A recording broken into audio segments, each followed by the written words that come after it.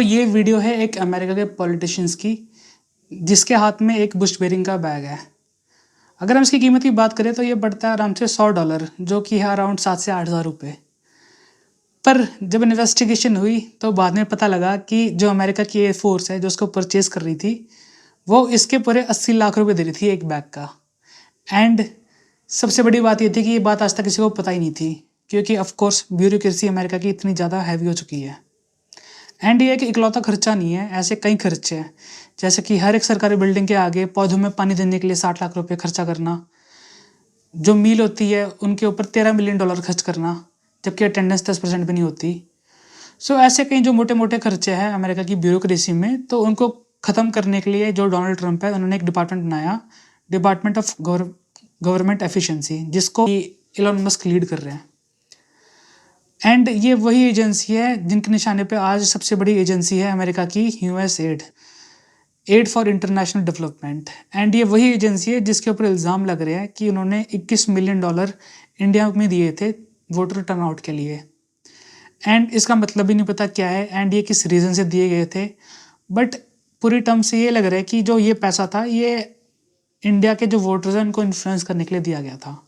End of course इसके ऊपर investigation चल रही है।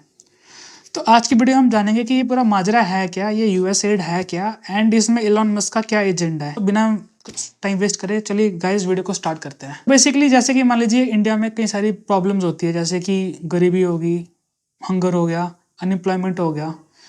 ऐसे जो बड़े बड़े सोशल प्रॉब्लम्स होते हैं तो उनको टैकल करने के लिए हमारी सरकार कई सारी स्कीम्स लॉन्च करती है जैसे कि मनरेगा हो गया या स्वच्छ भारत अभियान हो गया।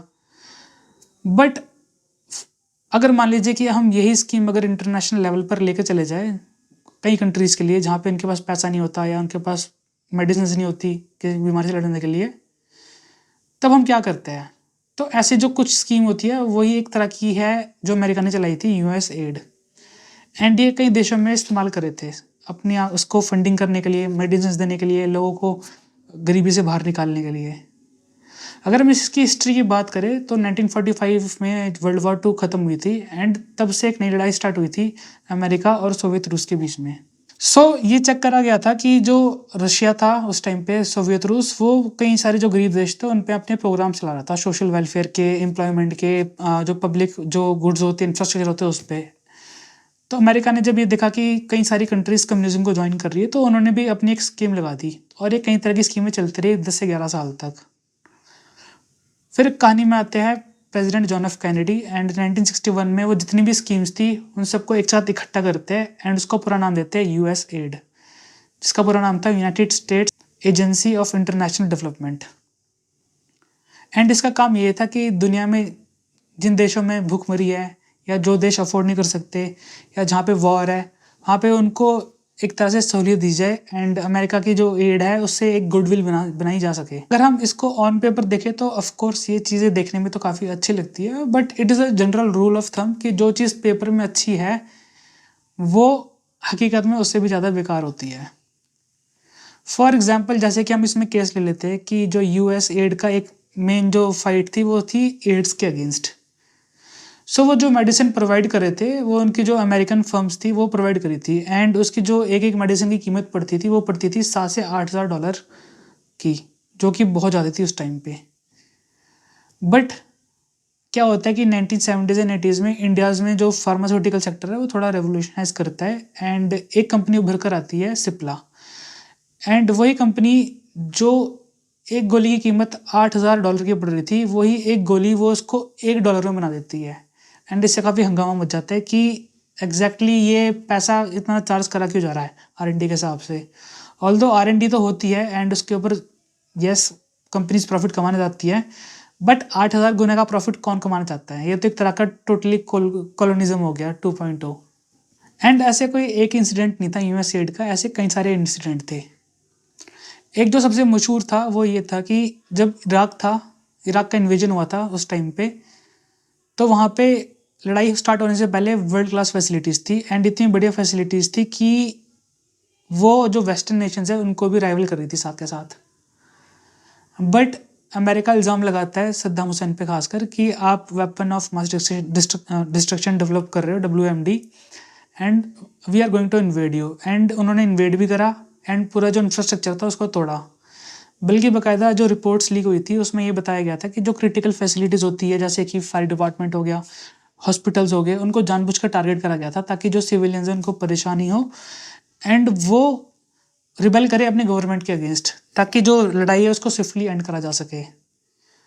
जब अमेरिका वहाँ पे घुसती है अपने आप को एज ए लिबरेटर बता के, वो इसी यूएस एड का इस्तेमाल करती है वहाँ पे मेडिसिन देने के लिए, वहाँ पे खाना सप्लाई करने के लिए, वहाँ पे कपड़े देने के लिए, कि ये पोर्ट्रे करा गया था कि इराक में तो बहुत ज़्यादा भुखमरी थी and people want to rebel against their ruler, तो इसलिए हमने इन्वेड कर दिया for the safekeeping of democracy and democratic values.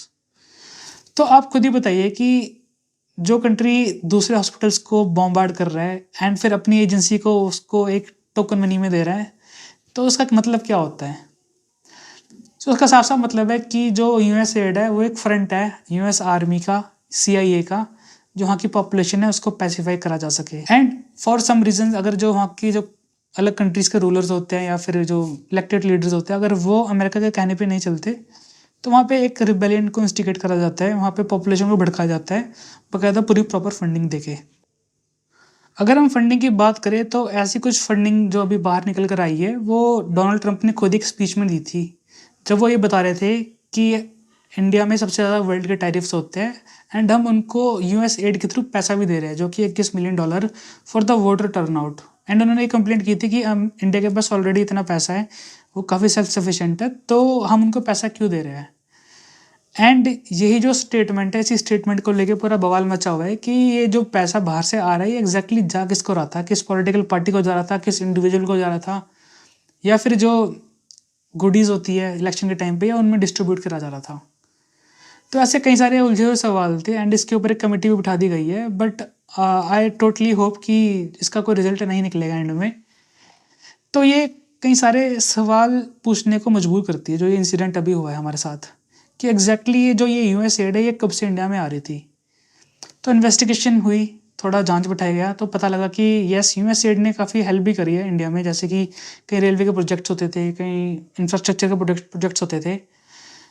And इसका मतलब ये नहीं कि उन्होंने एड प्रोवाइड की थी तो उनके बिना हम कर नहीं सकते थे, ऑल्दो हम कर तो सकते थे बट थोड़ा टाइम और लग जाता। आप ये लगा लीजिए कि वो फ्रैक्शन ऑफ कॉस्ट थी। एंड अमेरिका इसी बात को एग्जेजरेट करता है कि हमने उनको एड दी, बल्कि उनका एड देने का बनता भी नहीं है। बट जो ये मिसयूज़ है यूएस एड का, इसका हम डायरेक्टली देख तो नहीं सकते कि कैसे है या कौन सी रिपोर्ट आई है, बट हम इसको महसूस ज़रूर कर सकते हैं।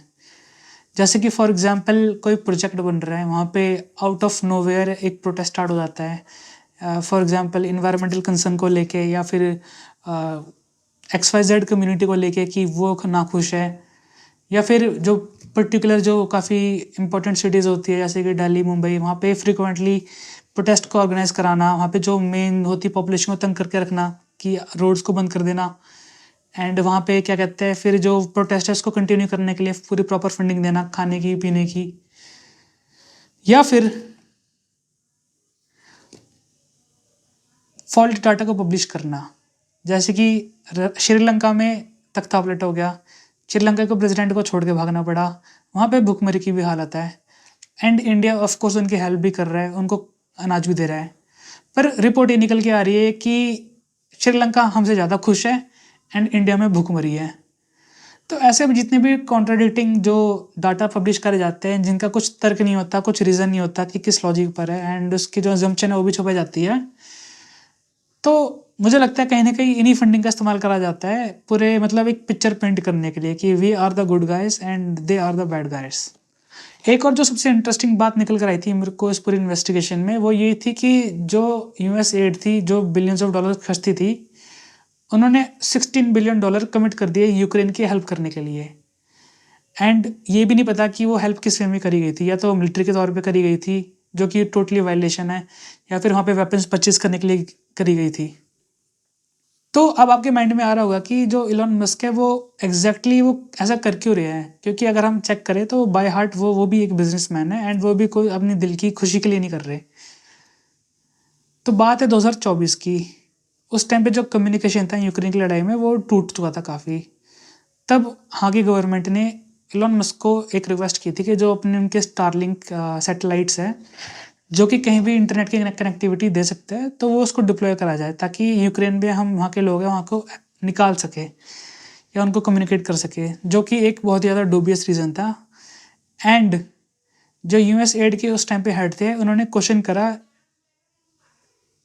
इलॉन मस्क के मोटिव को लेके कि एग्जैक्टली आप ऐसा कर क्यों रहे हो, एंड उनसे थोड़ी अकाउंटेबिलिटी मांगी।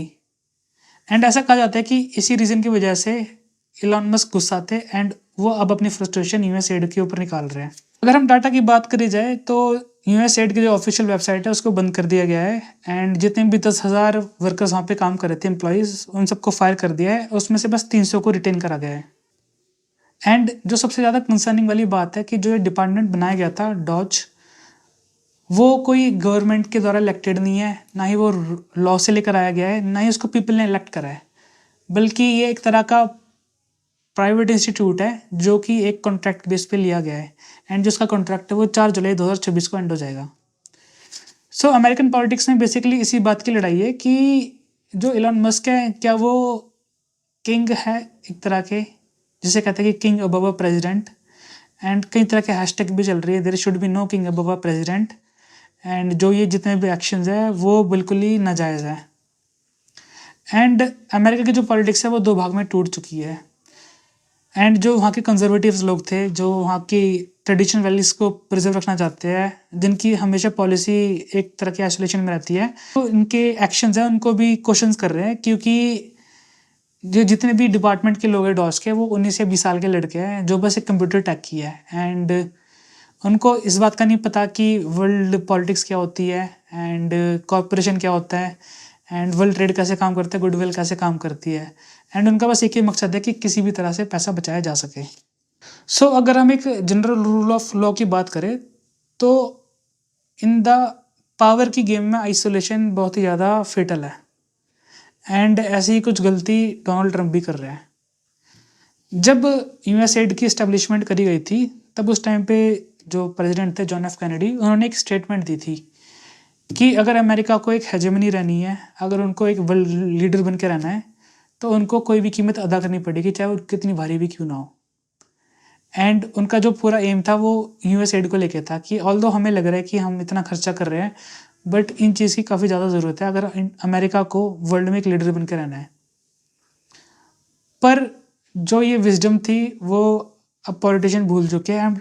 एंड उनको ये बस ये चीज़ की खलती है कमी कि ये जो फालतू का पैसा है, ऑल्दो आई एग्री कुछ पैसा तो फांसे में फालतू का है, बट जो मोस्ट ऑफ द पैसा है वो एक तरह की एक कम्युनिकेशन रखता है, एक गैप रखता है, गुडविल रखता है पीपल के साथ कि आपने उनकी हेल्प की थी। And isolation is very dangerous. अगर वो स्टेप पूरे सक्सेसफुल तरीके से ले लेते हैं डोनाल्ड ट्रंप एंड अमेरिका को एक आइसोलेट कर देता है, तो वो एक वैक्यूम क्रिएट कर देता है। एंड जो ये वैक्यूम क्रिएट होगा, इससे जो सबसे बड़ा फ़ायदा होगा वो इंडिया को ही होने वाला है। कुछ टाइम पहले आपको भी याद होएगा कि जब कोविड हुआ था, ऑफकोर्स सबको याद रहेगा, तो वहाँ पे एक लड़ाई छिड़ गई थी कि जो वेस्टर्न मेडिसिन है वो इतनी ज़्यादा महंगी थी कि वो डिस्ट्रीब्यूट नहीं कर रहे थे। वहाँ पे इंडिया ने स्टेप अप करा अपनी गेम को, एंड जो जितनी भी कंट्रीज थी जहाँ पे काफ़ी पॉवर्टी थी या जो अफोर्ड नहीं कर सकते थे मेडिसिन, उनको काफ़ी चीपर रेट पे, नहीं तो उनको फ्री ऑफ कॉस्ट भी दिया गया था, जिससे काफ़ी लाइफ बच गई। इसका ये हुआ कि ऑल्दो हमने खर्चा तो करा, हमने शो तो नहीं करा कि हमने खर्चा करा है, बट इससे एक गुडविल जनरेट हुई इंडिया के लिए। एंड इससे जो इंडिया की जो एक हेफ्ट होती है कि जो वर्ल्ड काउंसिल में कि हमें भी एक परमानेंट सीट मिलनी चाहिए, तो हमारी जो वॉइस थी वो कहीं और ज़्यादा कई गुना बढ़ गई कि यस, इंडिया ने इतना रिस्पॉन्सिबल काम करा जो कि बाकी वेस्ट नेशन काम नहीं कर रहे हैं। अगर अमेरिका पीछे हटता है तो इंडिया ऑफकोर्स अगर अपना स्टेप अप करे तो इंडिया काफ़ी पावर कमा सकता है। एंड इससे ये होगा कि इनडायरेक्टली जो हमारे ट्रेड रिलेशन हैं, जो पीपल टू पीपल रिलेशन है, वो काफ़ी अच्छे बढ़ सकते हैं। And at the end of the day India की इकोनॉमी एंड इंडिया के पीपल को ही इससे काफ़ी ज़्यादा फ़ायदा होएगा। But the real tragedy here is कि जो ये जितना बड़ा इशू था, हमारी मीडिया में कोई इस बात को लेकर डिस्कशन नहीं कर रहा। एंड मीडिया में बस चला जा रहा है केजरीवाल के घर का टूर, या फिर लॉरेंस बिश्नोई, या फिर XYZ, जो कि पूरी तरीके से जो रियल मुद्दे उसको भटकाया जा रहा है। एंड आई होप कि मेरी इस वीडियो ने आपको थोड़ा अवेयर करा होगा कि एग्जैक्टली कितना ज़्यादा सीरियस इशू है, एंड हम कैसे इस आपदा को अवसर में भी बदल सकते हैं। सो अगर आपको मेरी वीडियो पसंद आए तो प्लीज़ एक लाइक का बटन ज़रूर दबा के जाइएगा, क्योंकि इसके पीछे कई घंटों की रिसर्च थी। एंड आपका एक लाइक, आपका एक सब्सक्राइब मेरे को मोटिवेट करेगा और नई-नई वीडियो और नई-नई रिसर्च के साथ बनाने के लिए। So thank you guys, have a nice day and जय हिंद।